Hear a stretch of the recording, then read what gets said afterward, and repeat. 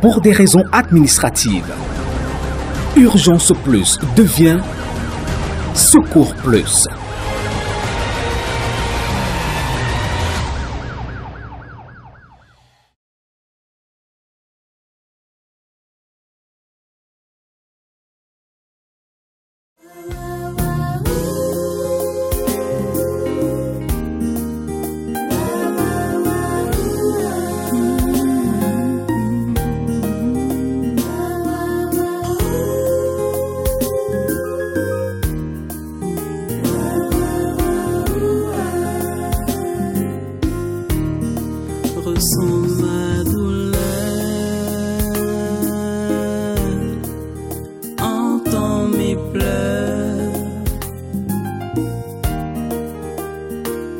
Attristé, malheureux, je viens vers toi. Elles sont là, pratiquement au même endroit, avec la petite Adidjatou Brouka, comme pour montrer leur impatience face à la promesse de secours de l'équipe de Urgence Plus. La mère et la grand-mère de la petite Adidjatou ont été mises au courant de cette journée spéciale. Nous venons encore d'effectuer un long voyage parce qu'effectivement notre désir a été accompli, notre vœu a été accompli parce que nous revenons à Vokzom pour prendre justement notre petit bébé pour justement l'interner à l'hôpital central de Yaoundé. Et ceci, il faut le préciser, grâce à vos nombreux dons pour justement évacuer cet enfant à Yaoundé, à l'hôpital central de Yaoundé pour une prise en charge.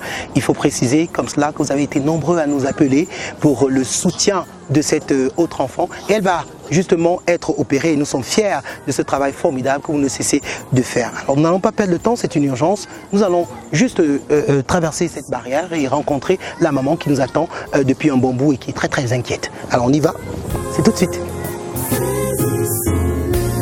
Saisis cette main qui est tendue et qui languit.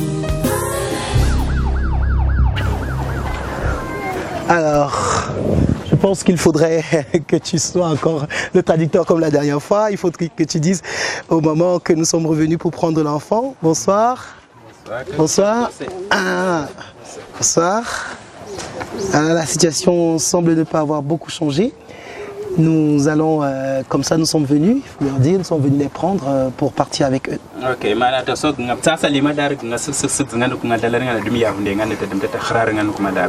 Grâce aux téléspectateurs comme cela de ce programme, nous avons eu la grâce de pouvoir avoir un peu de fonds pour l'intervention chirurgicale de leur bébé. Nous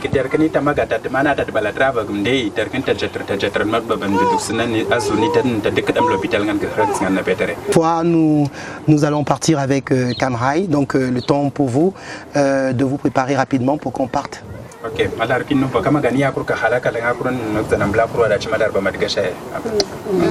Ok, d'accord, c'est fait. On se lève et on part, d'accord?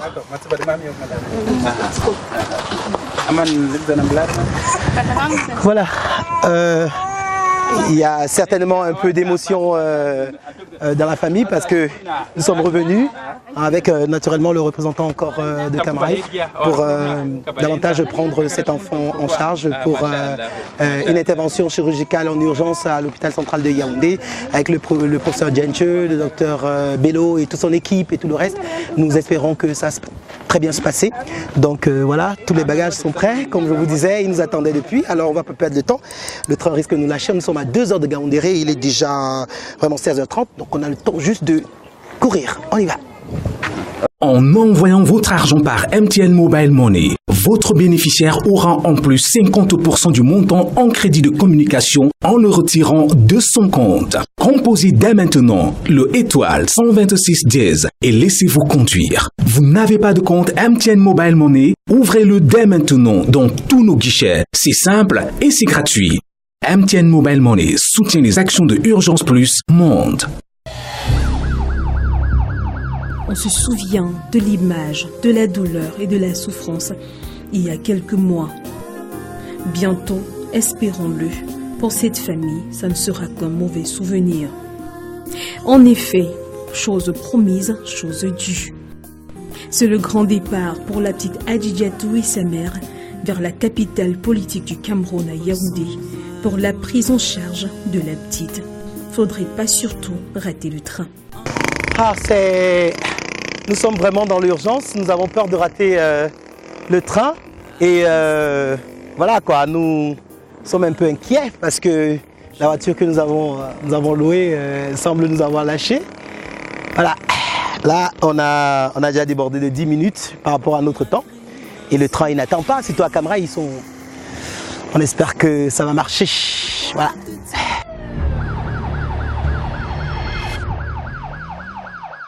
Bienvenue à la rubrique Info sur Secours Plus. Le Bureau international du travail au Cameroun vient d'adopter une feuille de route pour soumettre au gouvernement des propositions sur les différents aspects du système de couverture santé. Il est question de garantir progressivement à l'ensemble de la population l'accès aux soins de qualité pour ainsi parvenir à la mise en place d'une couverture universelle de santé. 25,5% est le taux de dépistage du VIH-Sida dans la prison du Cameroun. Des statistiques révélées par les ministres de la Santé et de la Défense dans le milieu carcéral qui semble très atteint par la maladie. Des prisonniers bénévoles ont été formés pour jouer le rôle des pères éducateurs ayant pour mission de sensibiliser les autres quant au danger du VIH-Sida. Le Cameroun s'est joint à la communauté internationale pour célébrer le 5 septembre la Journée internationale de la charité, instituée depuis 2012 par l'Organisation des Nations Unies. Cette journée vise à encourager les organismes internationaux et les individus à être des partisans de la charité au quotidien, ceci au travers des activités pédagogiques et de sensibilisation. À cet effet, Mère Teresa, l'icône mondiale de la charité, a été canonisée au cours d'une cérémonie au Vatican en présence du pape François. La journée internationale de l'alphabétisation s'est célébrée, une célébration qui a eu pour fil conducteur lire le passé, écrire le futur afin de continuer le processus de réflexion sur les défis actuels et les solutions innovantes qui aboutissent à l'augmentation du taux d'alphabétisation dans le monde. 16,6% est le taux de recul de l'analphabétisation au Cameroun. Malgré les efforts du gouvernement, certaines régions tardent encore à s'arrimer à la donne à cause de la pauvreté, de la discrimination des sexes, véritable frein à l'alphabétisation. Cette journée a été célébrée le 8 septembre. Comme chaque année, la journée mondiale de l'aide humanitaire a été célébrée le 19 août. Une occasion de rappeler qu'il faut agir pour alléger les souffrances d'autrui. C'est également l'occasion de rendre hommage aux agents de l'aide humanitaire et aux bénévoles qui travaillent en première ligne. Cette date a été choisie par l'Assemblée générale en référence à l'attentat du 19 août 2003 du siège des Nations Unies à Bagdad, en Irak, qui a causé la mort de 22 personnes. Les Français plus suicidaires que leurs voisins, ils sont plus exposés que les Allemands, les Espagnols et surtout les Italiens. Les risques augmentent dans la situation de stress et d'épuisement. En France, environ 80 000 personnes sont hospitalisées à la suite d'une tentative de suicide et entre 10 000 et 11 000 mettent fin à leur jour. Ces statistiques ressortent alors que la 15e édition de la Journée mondiale de la prévention du suicide a eu lieu le 10 septembre. 400 places, la capacité du camp humanitaire des migrants qui ouvrira ses portes en mi-octobre. Ce site parisien pourra héberger des hommes, des femmes et des enfants en attendant une autre orientation qui leur sera donnée. Avec un investissement initial de 6,5 millions d'euros, ce camp est une première en Europe. Sitôt pour la rubrique Info sur Secours Plus. Je viens vers toi.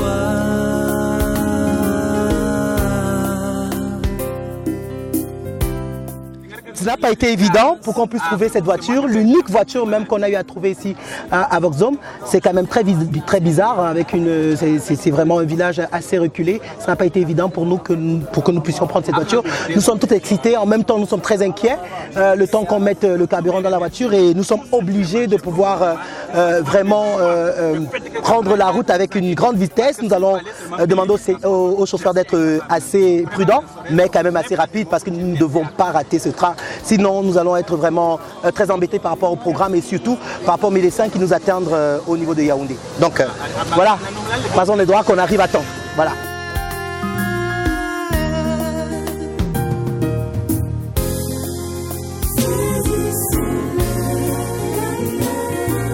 Saisissons-leur la main.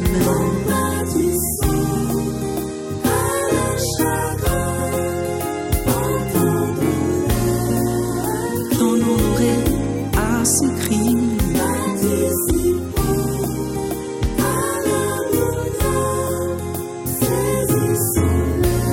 Saisis cette main qui est tendue et qui languit. Voilà, mesdames et messieurs, on a pu rattraper le train. Il est là, heureusement. Et d'après les informations qu'on nous a données, il est 19h, le train va partir dans quelques 15 minutes. Au moins, ça nous donne le temps de souffler. Nous rendons grâce au Seigneur parce que sinon, ça devait être très compliqué par rapport à tous les rendez-vous que nous avons pris, par rapport à cette malade, par rapport aux médecins qui sont en train de nous attendre et bien sûr par rapport à tout le programme que nous avons prévu. Alors, nous allons tout simplement maintenant demander aux uns aux autres de rester scotchés parce que le programme n'est pas fini. Il faut juste le temps pour nous de prendre le train, de voyager encore toute la nuit. Comme on l'a fait tout à l'heure pour venir prendre cette malade. Et demain, certainement, nous allons nous préparer pour l'intervention chirurgicale. On continue.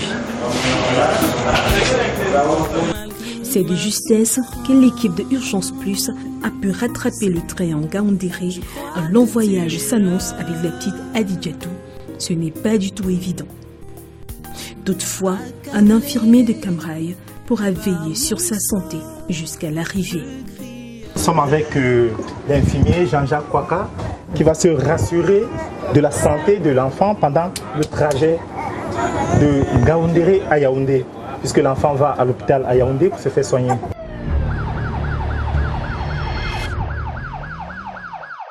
Peu importe ta condition, ta position, ta religion, la Croix-Rouge ne sera jamais loin. N'aie du souci de porter secours. Mesdames, Messieurs, salut. Bienvenue à la rubrique Premier secours. La dernière fois, nous avons parlé de l'arrêt cardiaque. Nous avons vu ce qu'il fallait faire, les massages, l'insufflation. Aujourd'hui, nous allons parler de toute autre chose. Il s'agit des accidents qui arrivent souvent sur le squelette, notamment les fractures. Prenons le cas de la fracture de la jambe. Qu'est-ce qu'il faut faire? Comme tous les autres accidents des os, il faut immobiliser. Immobiliser, c'est empêcher le mouvement. Comment se fait l'immobilisation? Il s'agit d'immobiliser les deux articulations qui entourent la fracture. Immobiliser, c'est empêcher le mouvement des deux articulations qui entourent la fracture. Pour le cas de la jambe, vous allez immobiliser le genou et la cheville. Pour cela, vous devez utiliser tout objet solide que vous allez trouver autour de vous. Il peut s'agir d'un morceau de bois, d'un morceau de fer, d'un morceau de plastique ou même des cartons ou des tissus que vous allez attacher au niveau du membre fracturé. Sachez que vous devez faire les nœuds de votre immobilisation sur le tuteur solide que vous avez trouvé. Cela va empêcher l'irritation de la victime. Lorsque vous avez terminé votre immobilisation, vous pouvez maintenant évacuer votre victime vers le centre de santé le plus proche. Merci, c'est ce que j'avais à dire dans le cadre de cette émission. Restez connectés et à très prochainement. Voilà, mesdames, messieurs, tout semble déjà prêt pour le départ. Le train est annoncé pour quitter la gare dans 1 minute seulement. Nous voulons vous dire merci de continuer à rester scotché devant le petit écran pour davantage nous accompagner dans cette aventure formidable qui est en train de réussir, naturellement, il faut le dire, grâce à vous. La petite a été examinée, du moins observée par l'infirmier. Tout n'est pas encore fini, le temps pour nous de faire le voyage et nous allons revenir vers vous. Nous croyons et nous croisons les doigts que nous arrivons très bien, que l'enfant puisse effectivement être opéré à l'hôpital central et que l'intervention chirurgicale se passe dans de très bonnes conditions. Alors, maintenant, je vais vous laisser. Vous allez nous laisser également, juste pour quelques minutes après cet élément. Nous pourrons naturellement revenir avec vous lorsque nous serons à Yaoundé. Mais nous vous laissons avec cet élément-ci. Tout à l'heure.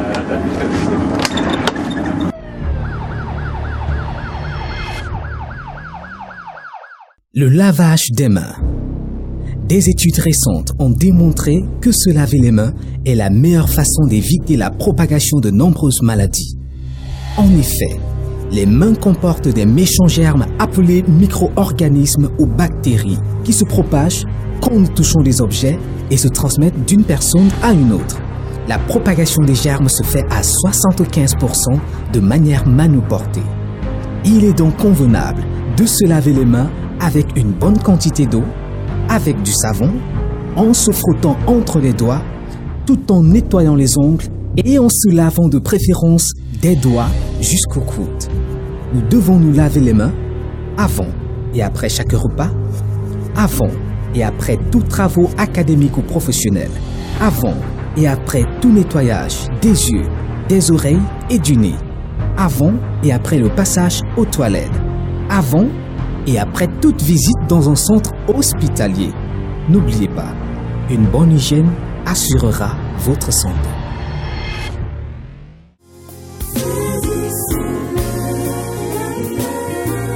Saisissons-leur la main.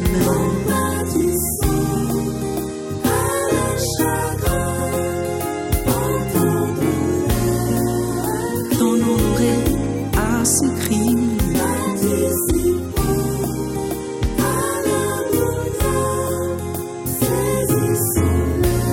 Saisis cette main qui est tendue.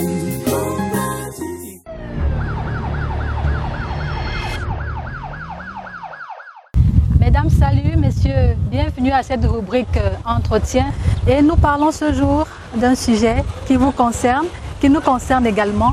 Nous nous intéressons à la question de l'assistance, de la solidarité à l'endroit des personnes démunies, des personnes en situation de précarité. Pour en parler, nous sommes justement en ce moment à la délégation régionale des affaires sociales pour le littoral, où nous aurons le privilège de nous entretenir avec la patronne des lieux, Madame le délégué, que nous allons retrouver dans son bureau tout de suite.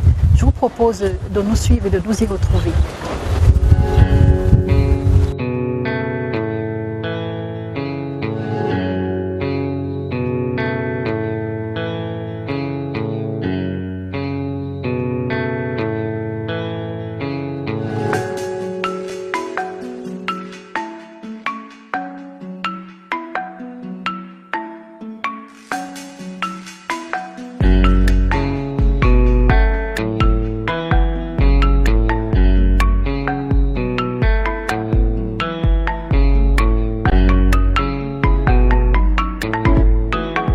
Madame Rose-Marie Guetkelbe, bonjour.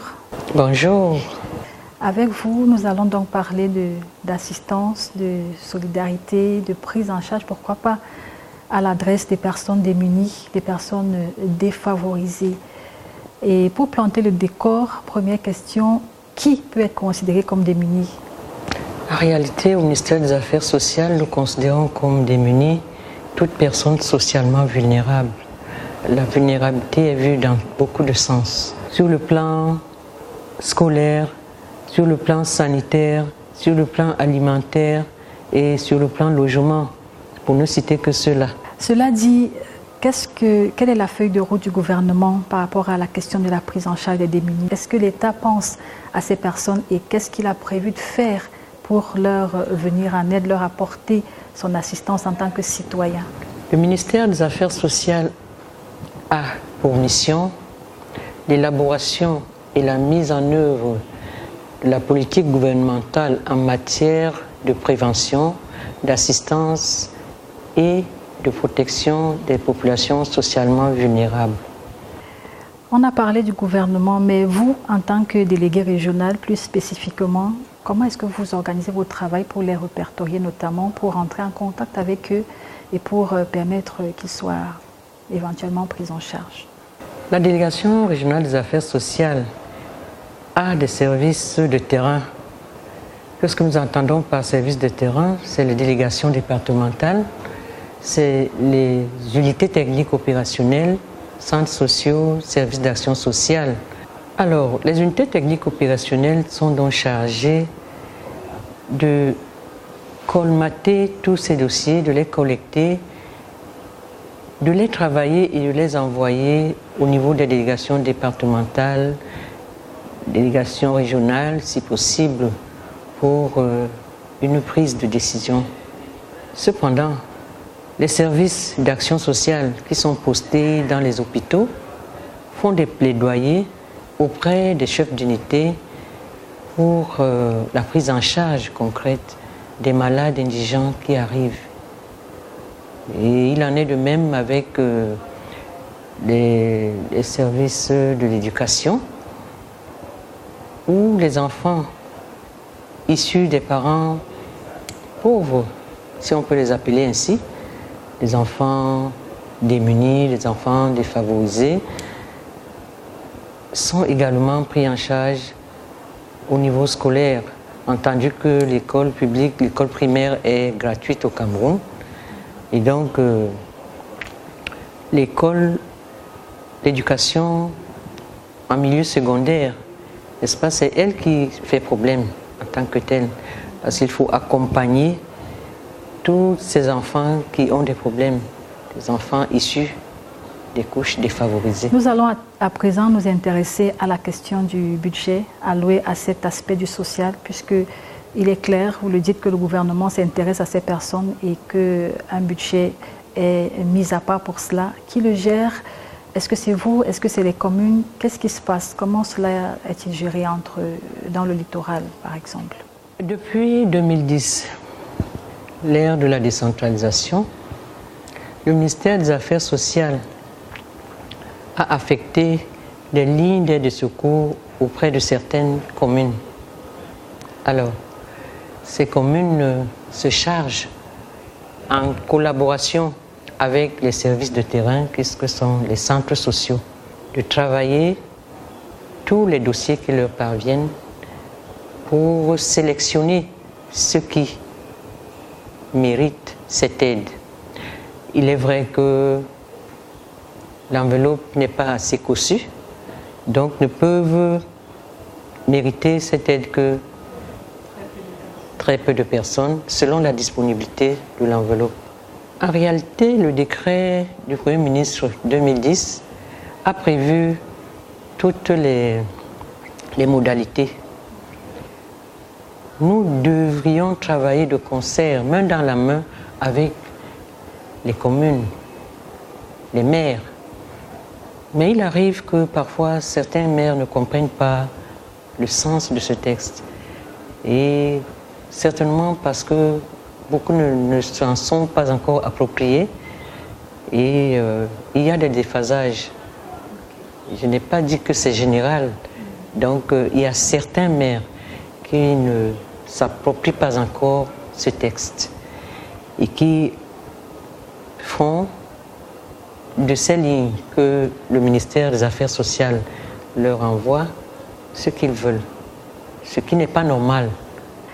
On va s'intéresser maintenant particulièrement à la question de la santé. Nous sommes une émission qui offre une plateforme de soutien et la plupart des personnes qui viennent à nous sont des personnes qui ont besoin d'une assistance sur le plan de la santé. Qu'est-ce que l'État a prévu sur le plan de la santé? Est-ce qu'il y a des facilités pour les personnes démunies? Est-ce qu'il y a un dispositif dans le système sanitaire? Et si oui, quelle est la procédure? Comment on fait pour accéder à ça? En matière de santé, l'État, à travers le ministère des Affaires sociales, a prévu des services auprès des instances hospitalières.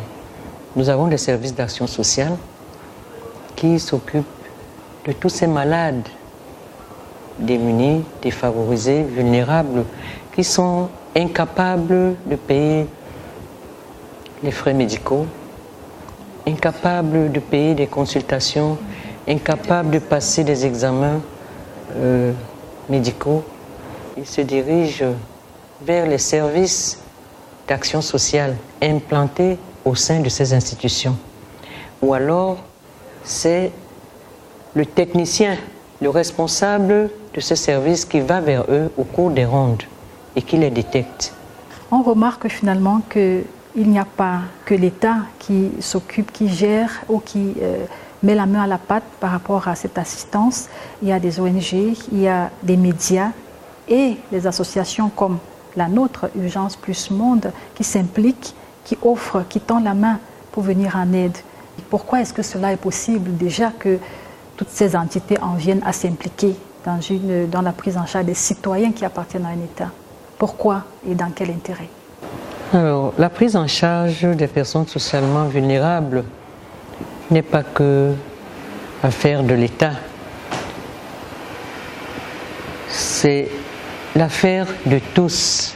En réalité, le ministère des Affaires sociales est un ministère transversal. Transversal dans la mesure où, à nous, il nous revient particulièrement la prise en charge psychosociale. Puisque financièrement, nous n'avons pas les moyens. C'est pour cela que les autres sectoriels sont appelés à intervenir chaque fois qu'il y a problème social. Lorsque nous détectons un problème, par exemple un enfant qui doit aller à l'école et qui est privé de cette école, il faudrait que nous fassions un plaidoyer pour que cet enfant aille à l'école. Lorsqu'il est malade, c'est la même chose, ainsi de suite, ainsi de suite. J'en appelle donc à toutes les sectorielles pour que nous travaillions la main dans la main pour une forte implication et pour de grands résultats. Et c'est l'occasion pour nous de féliciter l'action que votre association mène sur le terrain et nous en appelons également d'autres ONG, entreprises pour mettre la main à la pâte. On va sortir de cet entretien avec une question à 2 petits volets. Premier volet, quelles sont vos difficultés sur le terrain? Quelles sont vos propositions pour qu'il y ait un meilleur impact sur le plan de la prise en charge? Déjà, nous pouvons avouer qu'aucune œuvre n'est parfaite et que l'enveloppe allouée à notre département ministériel est celle que vous tous vous connaissez. Et déjà, les lignes attribuées aux mairies sont certes modiques et les propositions que nous pouvons faire naturellement, c'est qu'il y ait une revue à la hausse de ces enveloppes budgétaires, si possible. Une autre de nos propositions, c'est la prise en charge horizontale des personnes socialement vulnérables. Pourquoi? Parce que une personne peut être privée de la santé et avoir à manger, privée d'un toit, n'est-ce pas? Et avoir beaucoup de manques ailleurs. Il faudrait qu'on prenne la personne socialement vulnérable dans la globalité. Et pour ce faire, nous savons qu'il faut beaucoup de moyens. Et c'est ainsi qu'interviennent donc les associations, les ONG, pour aider l'État à réaliser ce gros œuvre. Justement, Madame le ministre des Affaires sociales a pris pour cheval de bataille en cette année 2016, n'est-ce pas, l'entrepreneuriat social. Cet entrepreneuriat social qui voudrait que toutes les entreprises, toutes les associations et ONG sachent qu'elles ont une responsabilité sociale. En dehors de la responsabilité sociétale, il y a une responsabilité sociale qu'elles doivent endosser. Et c'est un appel de cœur que nous autres, délégués régionaux, nous lançons sur ce plateau pour encourager l'œuvre que vous faites, vous, Urgence plus Monde, n'est-ce pas, entre autres associations. Madame Rose-Marie Godkelbe, merci. Merci d'avoir été disponible pour cet entretien. Vous également, mesdames et messieurs, merci. On retiendra que c'est important de se laisser toucher par cet élan de cœur. C'est important de soutenir nos compatriotes, les personnes démunies, les personnes qui ont besoin d'aide. C'est important de s'impliquer parce que, Madame le délégué l'a dit, l'État ne peut pas tout faire. C'est une affaire générale. Nous sommes tous concernés. Merci de regarder Secours Plus. Merci de rester connectés.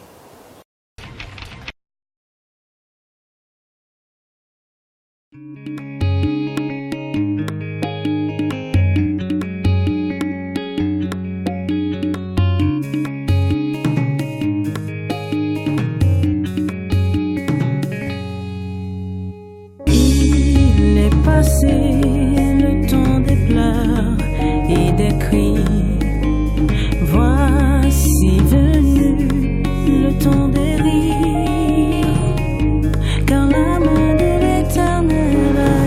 messieurs, ça fait quelques heures que nous sommes arrivés comme cela à Yaoundé. Nous sommes, comme vous le constatez, dans les couloirs de l'hôpital central de Yaoundé. Nous sommes venus pour l'intervention chirurgicale sur la petite Adidjatou Brouka, que vous avez certainement été nombreux à soutenir. Nous sommes venus, bien sûr, vous faire vivre et vivre également en direct l'intervention chirurgicale sur cette petite fille pendant près de 2 semaines. Elle a été logée dans cette salle. Elle a été internée, s'il faut le dire ainsi, dans cette salle. Nous allons vérifier si elle est encore là, si justement elle n'est pas déjà partie au bloc, parce que son intervention chirurgicale, c'est pour maintenant. Donc juste le temps de nous renseigner avec certainement quelques malades qui ont été avec elle depuis un certain temps. Donc voilà, je constate déjà que le lit de la petite est vide. Ni elle, ni la malade n'est sur place. Donc l'intervention chirurgicale est certainement confirmée. L'hôpital central, avec son dynamisme, a certainement déjà pris le train en marche en termes de prise en charge, même sur la petite Adidjatou. Nous voulons comme cela nous précipiter naturellement au bloc opératoire pour rejoindre le professeur Dianche et toute son équipe, le docteur Bello, peut-être Aman et tout cela, qui sont déjà certainement au bloc. Nous avons eu la grâce de pouvoir véritablement nous renseigner par rapport à toute la procédure jusqu'ici, depuis que nous les avons laissés ici quand nous sommes venus du Nord.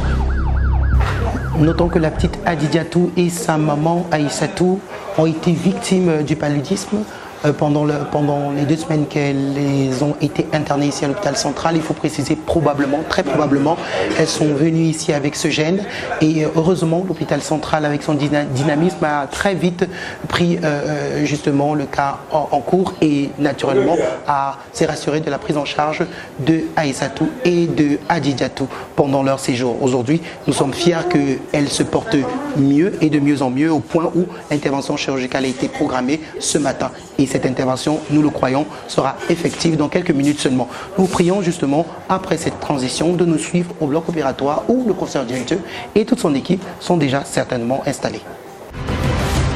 Urgence Plus Monde, le monde à leur côté. Après plusieurs jours de prise en charge préopératoire de la petite Adidjatou, originaire d'Achigassia, dans le nord Cameroun, il était désormais possible de l'opérer. Entre-temps, la petite et sa mère ont été victimes d'un palud sévère. Une situation qui a causé des frayeurs à la famille et à l'équipe de Secours Plus. Heureusement, elles ont été rapidement et efficacement prises en charge par les médecins de l'hôpital central de Yaoundé. Aujourd'hui, son entrée au bloc est déjà pour nous un succès.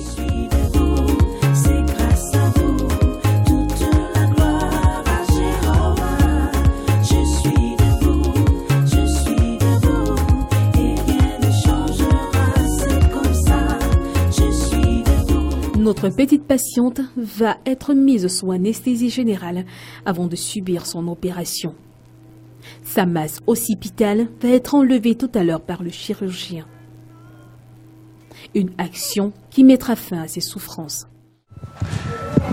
Mesdames, Messieurs, nous sommes au bloc opératoire, dans les blocs opératoires, il faut le dire ainsi, de l'hôpital central de Yaoundé. Nous sommes venus, comme vous l'avez dit, pour l'intervention chirurgicale sur la petite Adidjatou qui va se faire dans l'un de ces blocs opératoires avec naturellement le professeur Dianche. On nous a signalé justement que le professeur Dianche et toute son équipe sont déjà autour de la malade sur le champ opératoire pour les premières incisions sur la petite Adidjatou qui a été victime, il faut le rappeler, comme ça, d'une masse occipitale au niveau de sa nuque. Nous sommes très contents parce que vous avez été nombreux jusqu'à présent à contribuer pour que la situation de Adidjatou puisse être totalement restaurée et nous croyons que dans quelques heures seulement elle pourra naturellement retrouver sa santé. Le temps pour elle naturellement de pouvoir véritablement prendre 2, 3 jours, une semaine pour se rétablir totalement. Donc nous voulons encore vous dire merci pour vos gestes de cœur qui naturellement, comme vous le constatez, ne vont pas dans une poche trouée. Nous allons davantage vous inviter naturellement à pouvoir véritablement nous rejoindre au bloc opératoire pour vivre en direct l'intervention chirurgicale sur la petite Adidjatou. Attention, il faut mettre le masque.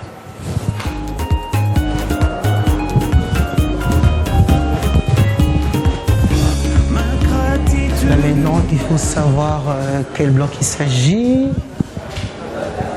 C'est pas de ce côté, non. C'est pas non plus là. Ah, c'est par ici. On entre ensemble. Voilà. Je constate justement que nous avons un petit retard. Le docteur, le professeur Djentche est déjà, comme vous constatez, sur le champ. Nous allons tout simplement, dans le silence, observer comment les choses sont en train de se dérouler. Le professeur Djentche et toute son équipe sont déjà autour de la malade sur le champ. Ils sont naturellement en train d'opérer la petite Adidjatou pour enlever justement cette masse hospitale qui se trouve au niveau de sa nuque. Nous pensons que dans quelques heures seulement, cette petite enfant sera totalement restaurée. Le temps pour elle de pouvoir véritablement se réveiller. C'est parti pour quelques heures de concentration autour de la petite Adidjatou Brouka. Bien que le professeur Djentche et son équipe de médecins soient habitués à ce genre d'intervention, il n'en demeure pas moins, si on s'appuie sur leurs propos, que chaque cas soit unique. La précision et l'attention est donc de mise à tous les coups.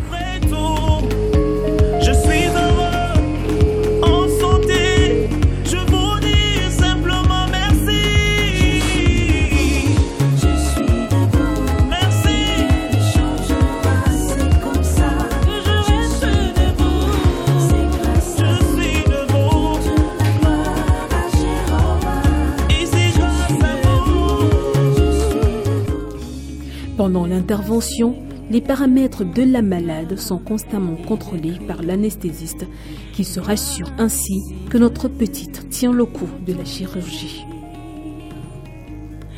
Chaque membre de l'équipe s'assure de jouer son rôle pour que l'intervention soit un succès.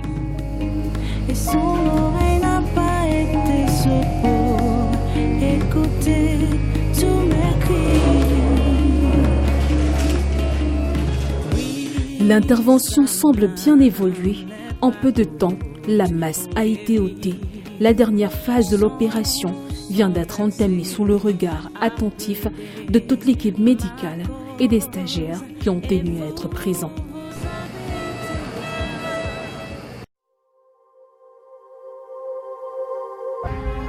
Assurance Générale du Cameroun, le gage de votre sécurité sanitaire. AGC soutient les actions de Urgence Plus, Monde. Mesdames, Messieurs, bientôt 1 heure d'intervention chirurgicale et les choses se passent très très rapidement. La masse a été ôtée au niveau de la nuque de la petite Adidjatou et comme vous pouvez constater, le professeur Djentche et également tous ses assistants sont en train de passer à la seconde phase. Il est en train de passer à la suture même de l'ouverture qui a été faite. Nous croyons que d'ici quelques minutes seulement, l'intervention chirurgicale sera achevée. C'est assez rapide parce que naturellement, nous avons avec nous une équipe assez professionnelle. Croisons les doigts que tout se passe assez bien. Elle vient de prendre une poche de sang, elle est en train de prendre une poche de sang. Nous croyons fermement que tout va se passer bien.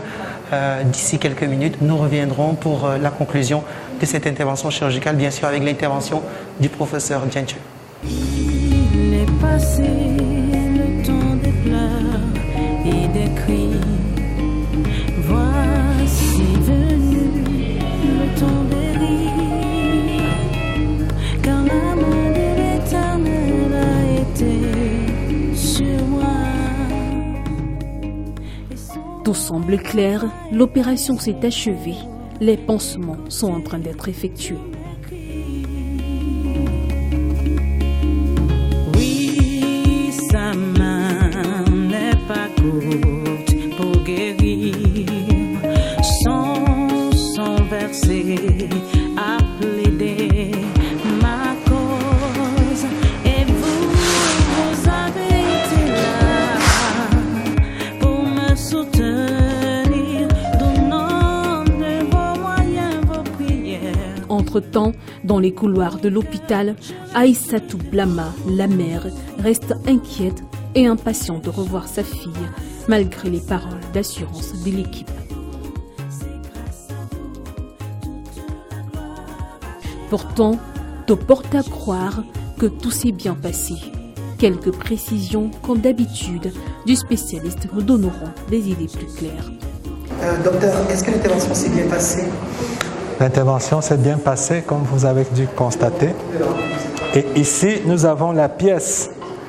Vous voyez la cavité dans laquelle s'engageait le cerveau, dont la hernie. C'était dans cette cavité. Vous voyez la peau qui est là. Et il y a quand même un petit manteau de tissu cérébral irrécupérable ici, qu'on a dû exciser. Et puis, on a fermé les enveloppes du cerveau. Et je crois que c'est tout. On peut espérer, on peut compter sur une restauration prompte. Combien de temps elle peut rester encore internée à l'hôpital? Non, je crois que ça va aller très rapidement. S'il n'y a pas d'autres complications, l'hospitalisation va durer 7 à 10 jours. Donc, elle sera sous antibiotiques pendant 7 à 10 jours. Puis elle pourra rentrer à la maison aussi rapidement que possible. L'intervention semble avoir fait à peine 1h30 maximum. Est-ce que cela sous-entend qu'il n'y a eu aucune complication? Non, il n'y a eu aucune complication. Ça s'est bien passé. Je crois qu'on est assez optimiste. Voilà, merci docteur, merci professeur pour le travail formidable que vous venez d'accomplir avec votre équipe.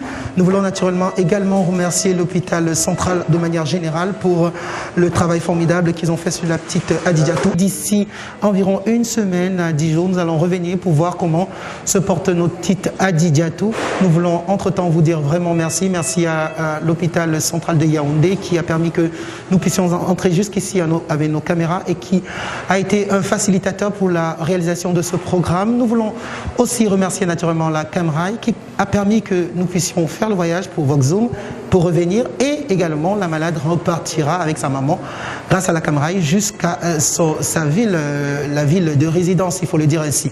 Nous rappelons que ses parents sont des déplacés internes du problème, du phénomène même Boko Haram. Ils étaient à Chigasha et se sont retrouvés à Voxzoom après la naissance justement de cette petite. Ils sont désemparés, mais grâce à vous, nous voulons vous dire vraiment merci, grâce à vous.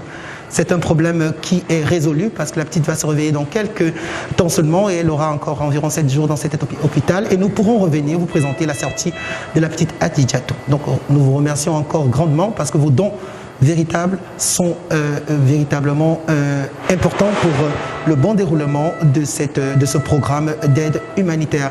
Avant de clôturer, nous avons avec nous l'anesthésiste qui va comme cela répondre à quelques questions par rapport justement au réveil de la petite. Nous voulons comme ça nous rassurer que l'anesthésie, la phase déjà au départ et la seconde phase qui est naturellement la phase de réveil, s'est bien déroulée. La phase d'anesthésie est en train de se terminer et que nous sommes déjà en phase de réveil. Le malade est encore sous oxygène et dans bientôt, quand il va reprendre sa pleine conscience, on va donc le remettre en salle de réveil. Quel est le type d'anesthésie qui a été utilisé et pourquoi en fait ça a été utilisé? En fait, il s'agit d'une anesthésie générale avec intubation orotrachéale, selon le type de chirurgie. Comme c'est une chirurgie qui concerne la tête, quoi, la partie haute. Ça justifie donc le choix de cette pratique, quoi.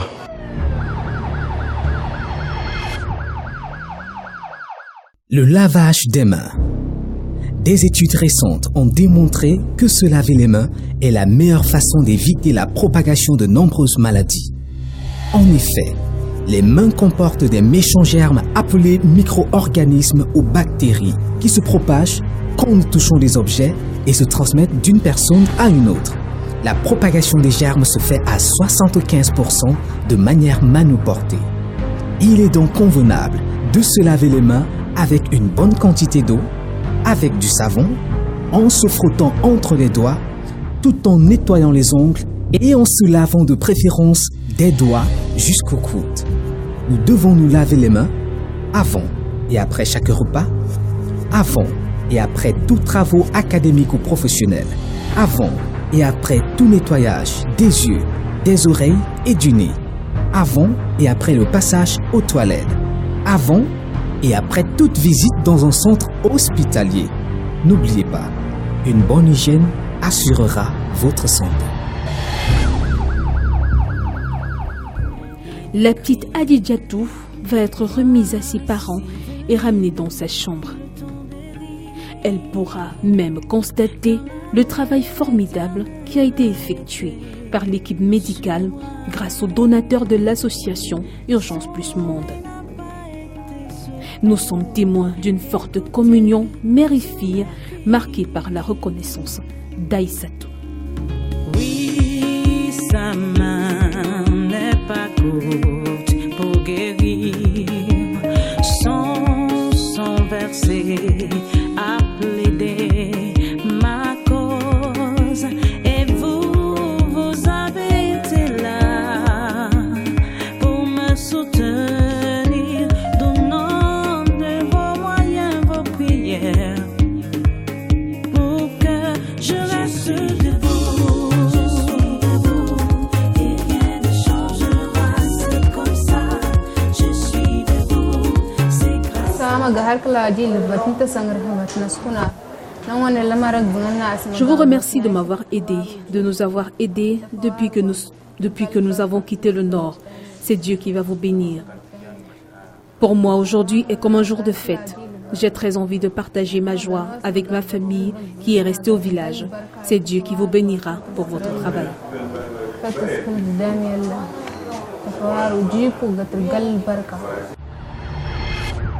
Soutenez les malades démunis. Envoyez vos dons par MTN Mobile Money ou directement dans les comptes de l'association Urgence Plus Monde, à Ecobank ou au Crédit Communautaire d'Afrique. Pour tout autre moyen de transfert préférentiel choisi, veuillez nous contacter pour les modalités pratiques.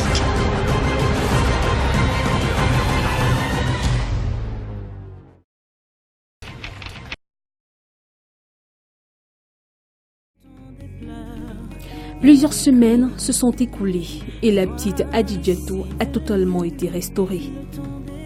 Elle va être libérée aujourd'hui au plaisir de ses parents, Dibcha Maloum et Aïssatou Blama, qui languissaient après ce jour. Une sortie facilitée par les responsables du service social de l'hôpital central qui ont effectué des démarches auprès de la direction afin d'obtenir une réduction de la facture présentée à l'équipe de Secours Plus. C'est véritablement un jour spécial pour ces jeunes déplacés du phénomène Boko Haram et l'équipe de Secours Plus a tenu à les surprendre pendant les préparatifs de ce grand jour. Vous êtes là et vous êtes là au bon moment parce que justement nous sommes venus pour constater la gloire de Dieu dans la vie de Adidjatou Broka. Vous avez été nombreux à regarder cet autre programme de Secours Plus. Nous l'avons pris loin vers Bob Zoom, jusqu'ici encore au sud, nous l'avons amené grâce à vous. Adidjatou avait une masse occipitale au niveau de sa nuque, c'était énorme et franchement ça nous a fait vraiment pleurer pendant un bon moment. Ça fait déjà près de 3 mois, elle a été opérée. Et elle a été suivie ici au centre hospitalier de l'hôpital central de Yaoundé. Nous sommes venus nous enquérir de la situation parce que le médecin nous a dit que tout est bien, tout est fin prêt pour qu'elle puisse retourner au nord. Alors nous avons décidé donc de vous faire voir la nouvelle Adidjatou. Il paraît qu'ils sont en train de se préparer à partir avec le train tout à l'heure, mais nous allons naturellement d'abord les stopper pour avoir quelques impressions par rapport à leur situation actuelle, par rapport à leurs sentiments après que vous ayez agi dans leur vie. Alors, allons les découvrir maintenant. Alors, venez, ils sont là. Bienvenue, merci.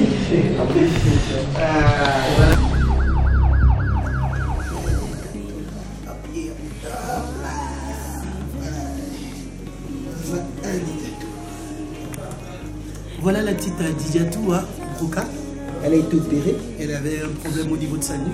Vous voyez, c'est un gros bébé qui va maintenant mieux, de toute façon. Et elle a des parents qui sont très souriants. Tu peux mettre la caméra si la maman et le papa sont très souriants, très contents de leur bébé. Voilà, nous sommes venus voir leur sortie. Ils sont tous en santé là maintenant et ils vont sortir dans quelques temps seulement. Voilà. Donc les affaires sont déjà en train d'être préparées comme vous constatez. J'ai juste suspendu un peu le travail. On va les laisser continuer à se préparer pour leur sortie. Ils vont dire peut-être un mot après cette transition. S'ils vont vous dire un mot certainement de remerciement.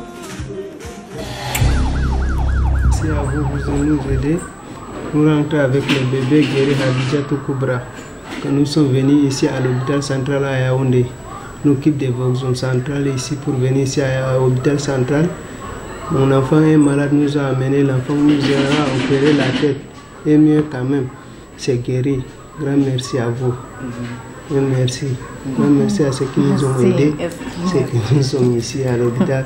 On rentre, l'enfant est guéri. Grand merci. Grand merci à vous. Grand merci. Merci.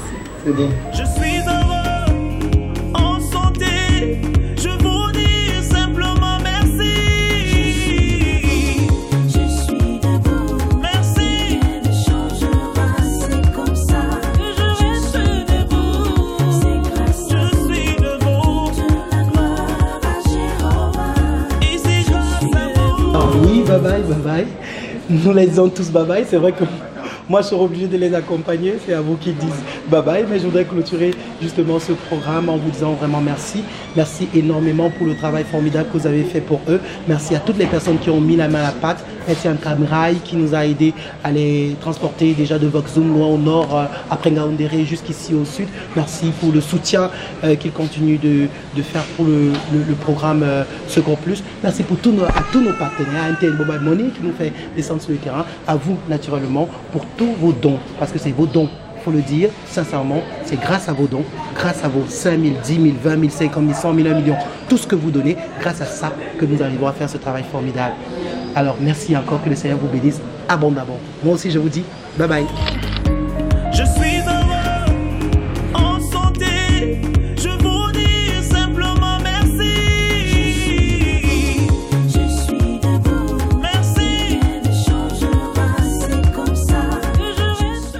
En envoyant votre argent par MTN Mobile Money, votre bénéficiaire aura en plus 50% du montant en crédit de communication en le retirant de son compte. Composez dès maintenant le étoile 126 dièse et laissez-vous conduire. Vous n'avez pas de compte MTN Mobile Money? Ouvrez-le dès maintenant dans tous nos guichets. C'est simple et c'est gratuit.